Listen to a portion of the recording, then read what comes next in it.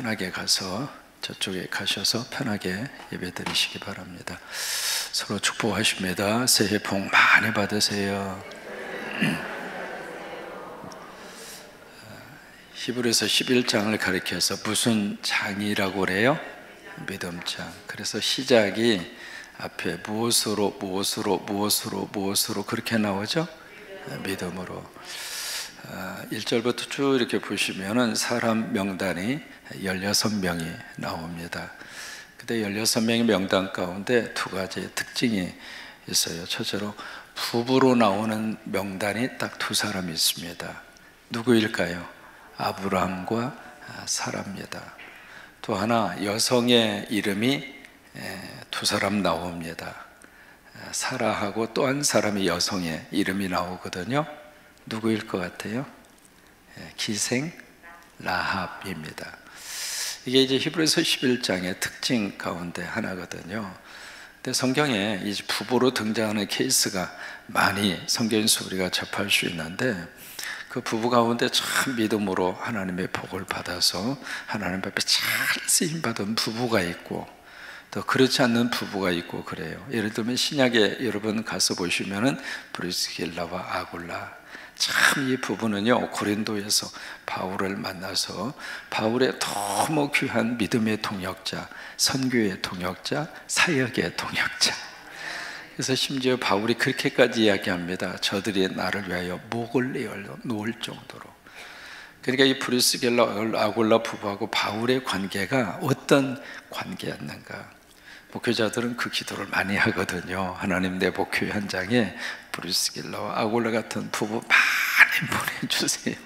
이제 그런 기도를 많이 하게 되는데, 또 이제 정반대로 사도행전에 보시면은 아나니아와 삽비라 부부, 이 부부는 부부의 금실은 좋았을지 모르지만 성령을 속인 죄로 몇 시간 차이로 부부가 세상을 떠나게 되는 이제 그런 케이스의 부부도 소개가 되어져 있습니다. 오늘 이제 성경에 아브라함과 사라를 만나게 되는데, 여러분 보세요. 이분들이 처음에 하나님이 부르시고 하나님 믿는 순간부터 계속 그 믿음 안에 탄탄하게 흔들리지 않고 굳센 믿음을 가지고 평생을 살았을까요? 아닙니다. 믿음의 세계는요 그렇게 단순한 세계가 아닙니다. 우리가 믿습니다 하면 그냥 믿어지는 세계가 아니에요, 사실은. 그러니까 우리가 믿음의 조상에서 아브라함을 딱 우리가 언급을 하지만, 그 아브라함이 갈대아불에서 떠난 다음부터 계속해서 그 믿음이 쑥쑥쑥 이렇게 자라서 0.1%의 그런 의심도 하지 않고 끝까지 그 하나님 붙잡고 평생을 아브라함이 살아냈는가? 그건 아닙니다. 창세기 17장에 보시면은 하나님이 아브라함에게 약속을 하죠. 근데 약속을 들은 다음에 아브라함이 보인 반응이 있습니다. 엎드려 웃으며 속으로 말하되. 무슨 말을 들었는가? 앞으로 네가 아들을 낳으리라, 자녀를 낳으리라. 그러니까 그 말 듣고 우리 같으면 할렐루야, 아멘, 그럴 거 아니에요? 왜? 기다렸던 아들이니까. 이제나 저제나 이제나 저제나. 근데 나이는 차가고 애는 없고. 그래서 이제 그런 마음에서 아브라함의 입장으로서는 그 하나님의 응답이 딱 떨어졌을 때 두 손 들고 춤을 추면서 드디어 하나님 말씀의 역사가 시작이 됐다고 그렇게 생각하면서 할렐루야 아멘 할 것 같은데 엎드려서 웃어요. 그 아브라함이 엎드려서 웃는 그 웃음은 기쁨의 웃음일까요? 실소의 웃음일까요? 아이고, 하나님도 망령 되셔서 지금 무슨 말씀을 하시는 거야? 그게 아브라함의 웃음이에요. 근데 아브라함은 그런 게 아니에요. 사라는 어떻게 웃었어요? 속으로 웃었어요.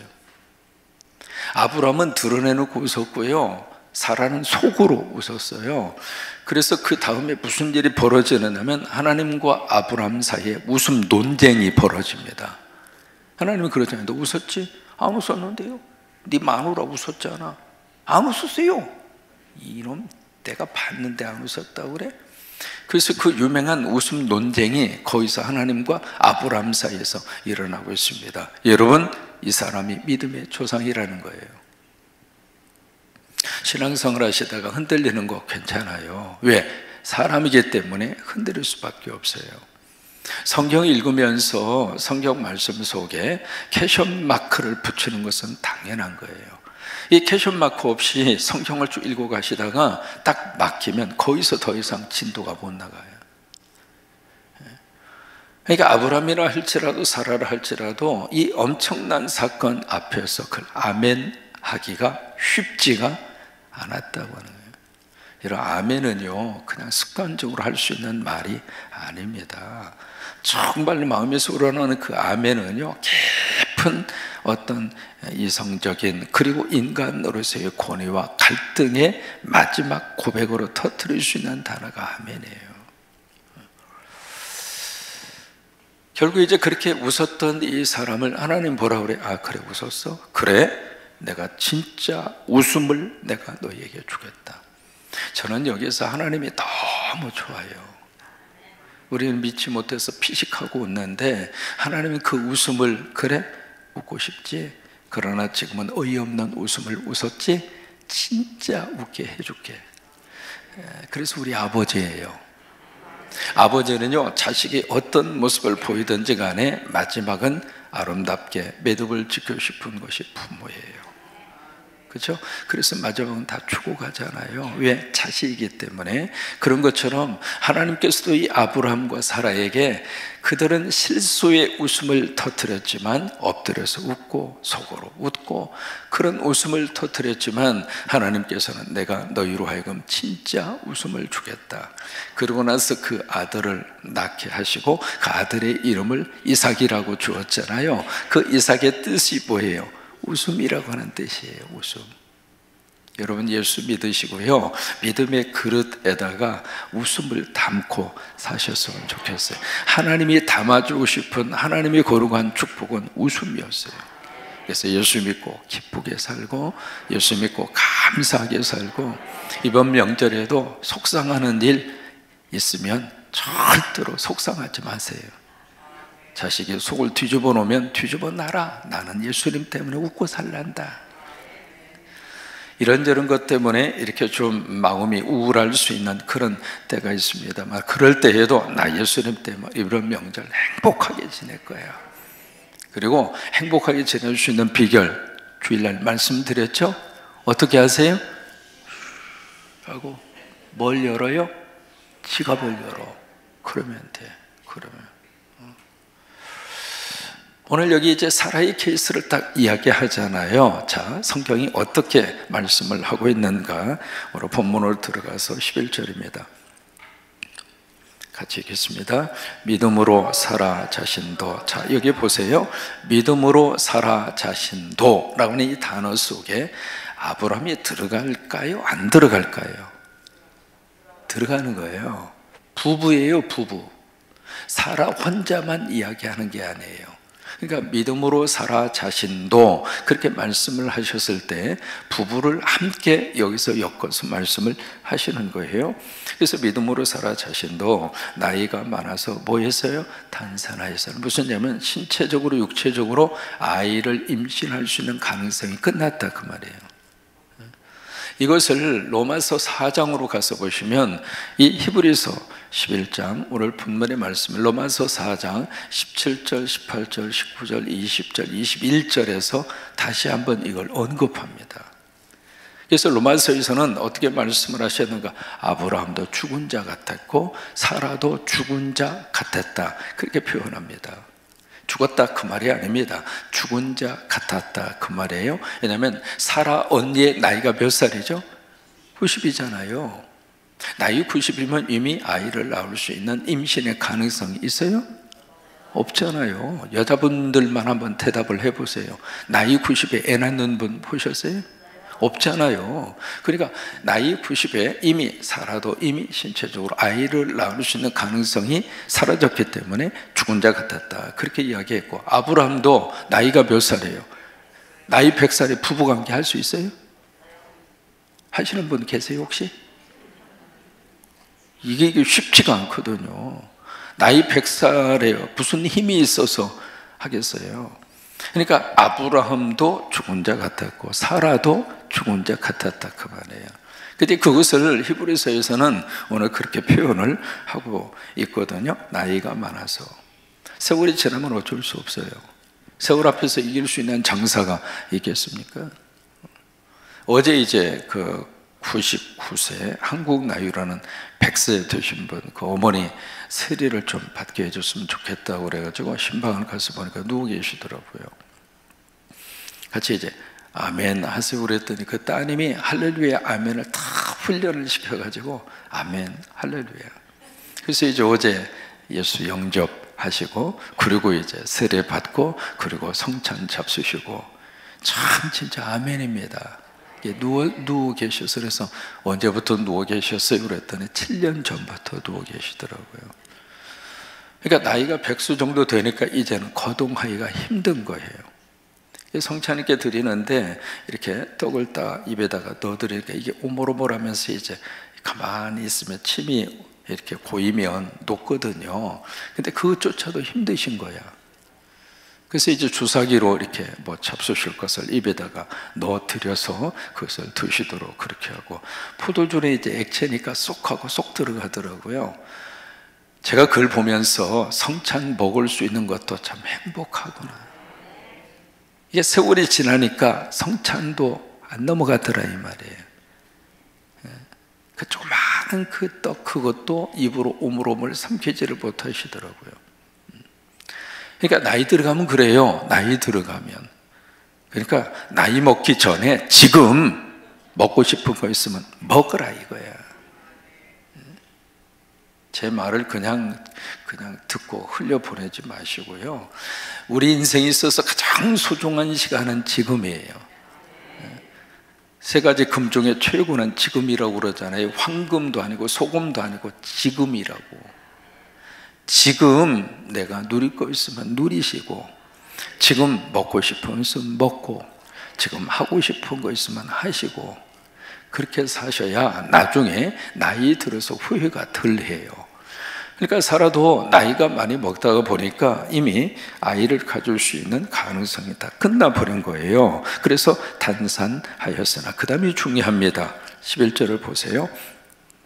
무슨 힘을 얻었어요? 잉태할 수 있는 힘을 어떻게 해요? 얻었다는 거예요. 얻었다는 거예요. 잉태할 수 있는 힘을 사라 스스로가 가졌어요? 잉태할 수 있는 힘을 아브라함이 사라에게 공급해 줬어요? 잉태할 수 있는 힘을 누가 줬어요? 그거예요. 그게 믿음이에요. 하나님이 나에게 은혜를 부어주시고 하나님이 나에게 힘을 공급하시고, 그래서 얻었다고 표현한 거예요. 내가 가진 게 아닙니다. 얻은 거예요. 여리고성이 무너졌을 때 예루살렘 무너질 수 있는 그 능력을 누가 주셨는가? 하나님이 주셨다 그래요. 믿음의 역사 속에서의 모든 것에 그 행동을 하시는 주체는 인간이 아니라 하나님이세요. 그래서 얻은 거예요, 사라가. 그래서 잉태할 수 있는 힘을 얻었으니, 그렇게 된 이유가 바로 뭘까? 왜냐하면 약속하신 이를 미쁘신 줄 알았습니다. 이게 믿음의 핵심이에요. 믿음의 핵심에는 두 가지의 단어가 있습니다. 저처럼 여기 이제 믿음이라고 하는 단어와 그 다음에 뭐가 있느냐면 약속이라고 하는 단어입니다. 이것이 함께 어우러졌을 때 뭐가 나타나는가? 기적이 나타납니다. 우리는 약속만 있으면 기적이 나타날까? 그거 아니에요. 반드시 이 두 가지 것이 함께 가는 거예요. 약속은 누가 주시는가? 하나님이 주시죠. 그때 하나님이 어떤 분인가? 미쁘신 분이라. 미쁘시다는 이야기는 성경에 많이 등장하는 단어잖아요. 미쁘신다는 이야기는 신실하다, 믿을만하다. 그러니까 하나님이 약속을 하시는데, 하나님이 약속하신 약속을 주신 그 하나님은 믿을 만한 분이다, 신뢰할 만한 분이다. 여러분, 인간간의 약속은요, 믿을 수도 있고 못 믿을 수도 있고, 또 하나, 나는 약속을 지키고 싶은데 내 사정이 약속을 깰 수밖에 없고, 나는 그 약속대로 하고 싶은데 그 약속을 지킬 만한 힘이 나에게 없고, 그러니까 약속을 할 때에는 그렇게 하고 싶은 마음이 있어서 약속을 하는 거거든요. 그런데 내 스스로가 그 약속을 붙들고 끝까지 갈 만한 힘도 능력도 여건도 안 되더라 이 말이에요. 그게 사람이에요. 근데 하나님은 미쁘신 분이기 때문에 이 약속을 어떻게 지켜가시는가? 100% 하나님이 그 약속을 지키시더라 그 말이에요. 근데 이 약속을 어떻게 하는가? 믿었어요. 누가 믿었어요? 사라가 믿은 거예요. 오늘 이 믿음을 누가 가져야 돼요? 내가 가져야 돼요. 내가 믿어야 돼요. 내가 믿어야 돼요. 그 믿음과 하나님의 약속이 합쳐졌을 때 기적이 나타나요. 그래서 항상 우리에게 요구하는 것은 바로 이거예요. 마태 13장에 가서 보시면 예수님이 고향 거기 그 나사렛에 가셔서 복음을 쫙 증거하다가 무슨 말씀이 거기에 기록이 되어 있느냐면 거기 나사렛 거기에서는 더 이상 기적을 행하지 않으셨어요. 그 이유를 설명합니다. 그들이 믿지 아니함으로. 여러분, 믿음이 있을 때 하나님의 거룩한 역사와 능력으로 하나님이 기적을 주시는 거예요. 이 사라가 그런 거예요. 여기에 약속이 있었잖아요. 처음에는 이 약속을 딱 받은 다음에 어떻게 그게 가능할까? 왜? 나를 바라보니까 나이 90에 내 남편 100살에. 당연한 거예요. 내 상황과 형편을 딱 바라보면 하나님이 주신 약속이 믿어질 수가 없어요. 여러분, 그거 나무라시면 안 됩니다. 그것도 못 믿느냐고요? 우리 같으면 그 상황 속에 들어갔는데 믿음이 옵니까? 그것을 우리가 나무라서는 안 되거든요. 그러니까 사라 자신의 형편으로 봤을 때는 못 믿는 것이 당연한 거예요.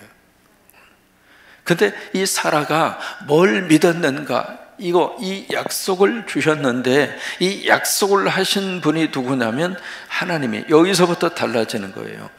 나를 봤을 때는 내가 믿을 수 없지만 그러나 이 약속을 주신 하나님에 대한 믿음이 사라에게 온 거예요. 하나님이라면 할 수 있지 않느냐? 하나님이라면 가능하지 않겠는가? 그래서 시선을 나에게서 하나님으로 돌린 거예요. 그러니까 기적이 나타난 거죠. 그래서 계속 히브리서 11장 6절 말씀에 믿음이 없이는 하나님을 기쁘게 못한다. 왜 그 믿음을 자꾸 강조할까? 그에게 나오는 자는 그가 계신 것과 이 새벽 예배를 하나님이 받으신다는 것과 우리 가운데 성령님이 함께 하고 계신다고 하는 것과 내 기도를 하나님이 들으신다고 하는 것, 이 하나님의 존재성에 대해서 이렇게 딱 예배할 때마다 하나님은 존재한다, 하나님은 역사하신다, 하나님은 나와 함께 하신다, 그것과 그를 찾는 자들에게 상 주시는 이심을 어떻게 해요? 선택사항이 아닙니다. 필수입니다. 믿어야 할지니라. 그래서 아예 거기에 영어로는 아주 단호한 단어를 쓰고 있습니다. 그렇게 쓰면 좋겠다, 희망이 아닙니다. 그렇게 해야만 할 것이다. 그래요. 그래서 계속 우리들에게 요구하는 것은 바로 뭐냐면 믿음이에요. 찬양도 믿음으로 드리고, 예배도 믿음으로 드리고, 하나님의 말씀 설교도 믿음으로 받으시고, 기도도 믿음으로 하시고, 가장 믿음. 결과적으로 12절의 역사가 나타났죠. 12절 같이 한번 읽습니다. 이러므로 죽은 자와 같은 한 사람으로 말미암아. 여기는 한 사람이에요. 이 한 사람이 누구냐면 아브라함이에요. 사라를 이야기하다가 아브라함 쪽으로 말씀이 넘어옵니다. 그래서 이러므로 죽은 자와 같은 한 사람. 그럼 아브라함만 죽은 자인가? 사라도 신체적으로 아이를 낳을 수 있는 가능성이 없었기 때문에 죽은 자나 마찬가지예요. 둘 다 죽은 자예요. 근데 그와 같은 사람으로 말미암아 그 다음에 역사가 나타납니다. 죽은 자와 같은 이 사람이지만 그들 속에 지금 뭐가 있는가? 믿음이 있었다. 그 믿음을 통해서, 그 믿음은 아브라함도 사라의 믿음이 아니라, 아브라함과 사라의 어떤 능력이 아니라 하나님의 능력이었다. 그거예요. 그것을 통해서 어떤 역사가 일어나게 됐는가? 하늘의 허다한 별과 또 해변의 무수한 모래와 같이 많은 후손을 생육하였느니라. 바로 이거예요. 결과적으로 이 결과를 누가 주셨는가? 하나님이 주셨어요. 여러분, 흔들릴 때에도 내가 왜 이렇게 아니에요. 여러분, 신앙생활은 내가 믿습니다, 확신하는 자기 신념이 아닙니다. 이 신앙과 신념을 자꾸 혼돈을 해요. 나는 할 수 있습니다. 수백 번 내가 외치면 난 할 수 있다, 난 할 수 있다. 자기 최면을 마치 신앙으로 생각하거든요. 그거 아니에요. 확신이라고 하는 그 단어의 근거는 나에게서 찾을 수가 있겠지만, 신앙이라고 하는 단어의 개념의 근거는 내가 아니라 하나님이에요. 그러니까 내가 믿는다라고 하는 말을 썼을 때에는 그 믿음의 대상은 인간이 아닙니다. 하나님이에요. 하나님. 그게 신앙의 대상이거든요. 이게 자꾸 믿음의 대상이 이게 잘못되다가 보니까 신앙생활 하시고 교회생활 하시고 그리고 그리스도 안에서 이 믿음의 삶의 여정을 걸어가면서 자꾸 힘들어요. 믿어서는 안 되는 대상을 믿고 믿어야 될 대상을 안 믿고, 그러다 보니까 자꾸 이 혼돈과 어려움과 갈등이 자꾸 우리 속에서 생겨나게 되는데, 그러니까 이 믿음의 차원으로 이야기할 때 항상 우리를 가로막고 있는 장벽이 현실에 대한 문제입니다. 이게 항상 우리로 하여금 갈등하게 하고 고민하게 하고, 근데 이 세계에서 우리가 자꾸 갈등하고 고민하다가 하나님께서 함께 하시고 성령의 역사와 능력으로 이 세계에서 이쪽 세계로 잠깐만 우리가 조금만 이렇게 시각을, 생각을 조금만 옮기면 그때부터는 믿음의 역사가 나타납니다. 여러분, 믿음과 약속이 하나가 돼서 기적의 역사를 맛보시기를 바라고, 그렇게 하나님이 함께 하시기를 바라고, 그렇게 하나님이 여러분들을 틀어 쓰시게 되기를 주의 이름으로 축원합니다. 여러분, 성광교회 교인들은 노비에 딱 들어오면서부터 하나님이 하시는구나, 그걸 고백하고 들으셔요.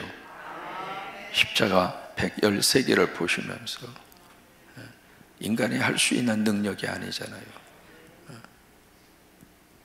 그렇죠? 우리는 하나님께서 살림의 역사를 이 재단을 통해서 하신다고 하는 약속을 붙잡고 우리는 신앙생활을 하고 있습니다. 성과교회 교인들은 살림이라는 말만 들으면 두 손을 불끈 쥐고 살림의 꽃을 펴자, 우리가 믿음으로 고백하는 약속이에요. 그 약속과 믿음이 하나가 됐을 때 기적은 나타나요. 여러분, 지금도 하나님은 그 기적을 허락을 해 주십니다. 아멘이죠? 오늘 하루도 그 은혜 가운데 사시기를 주의 이름으로 축원합니다.